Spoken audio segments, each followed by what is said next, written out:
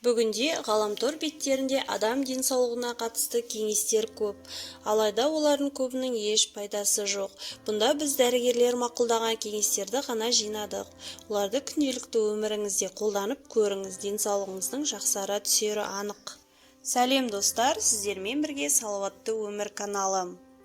Бүгін біздер сіздерге аяқ сіңірі неге жиі тартылады, және ол әсіресе түнде неге мазалайды, және аяқ-қол бұлшықеттері еріксіз неге жиырылады және ауырады.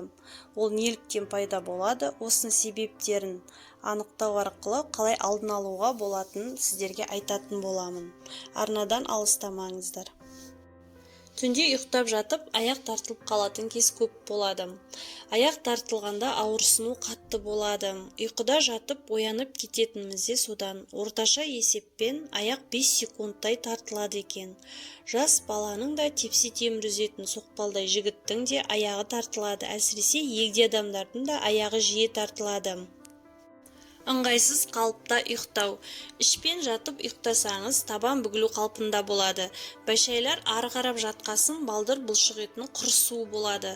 Табан бұл қалыпта ұзақ сақталса, кез келген қозғалыс аяқ сіңірінің түйілуіне әкеледі. Аяқ тартылған кезде бақайларыңызды жаймен өзіңізге қарай тартып, артынша аяғыңызды бос ұстаңыз. Тағы да бірнеше рет қайталап, түсер күшті де арттыра түсіңіз. Бұл қимылды аяқ тартылуы басылғанша қайталаңыз. Бұдан кейін бұлшық еттерді бақайдан санға дейінгі бағытқа уқалаңыз. Қан айналымын жылдамдату үшін жүре тұруыңызға болады, немесе аяғыңызды көтеріп жатыңыз. Аяқ сіңірі ағзаға электролиттердің жетпеуінен де тартылады. Бұлшық еттер бір қалыпты жиырылу үшін қандай электролиттер, калий мен кальций тепе-теңдігі болу керек. Егер бұл минералдардың деңгейі өзгеріп кетсе, бұлшық еттер қысылуына ықпал етуі мүмкін.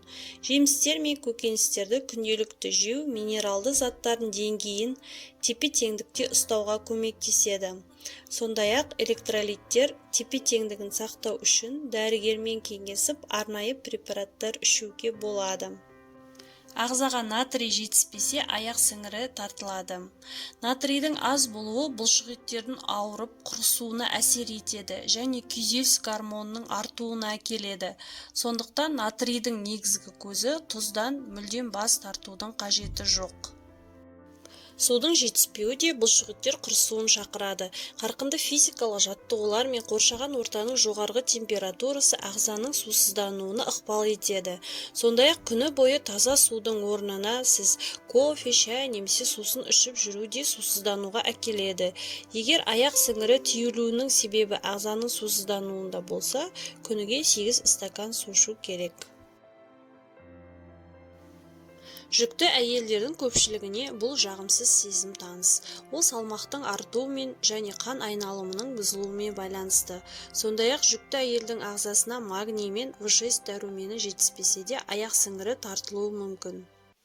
Аяқ сіңірінің түйілуінің тағы да бір себебі қартаю болуы да мүмкін. Адам қозғалыс нейрондарын жоғалта бастағанда бұлшық еттер жиі құрыса бастайды. Бұл 50 жастағы немесе одан да асқан адамдарға тән. Зерттеулердің нәтижесінде күштік жаттығулар мен тепе-теңдікке арналған жаттығулар бұлшық еттердің және жүйке жүйесінің жұмысын жақсартуға көмектескенін көрсеткен. Күні бойы тұрып жұмыс істейтін адамдардың аяқтары жиі тартылады. Адам ұзақ уақыт бойы бір орында тұрса және қозғалмаса, қан мен су дененің төменгі бөлігіне жиналып қалады. Ол сұйықтықтың теңсіздігіне, сондай-ақ бұлшық еттер мен сіңірлердің қысқаруына әкелуі мүмкін. Сондықтан, көп уақытыңызды екі аяқта өткізетін болсаңыз, міндетті түрде қозғалуға тырысыңыз. Мысалы, аяқтың ұшымен тұрып, қайта жерге түсу деген сияқты жаттығуларды міндетті түрде жасап тұрыңыз.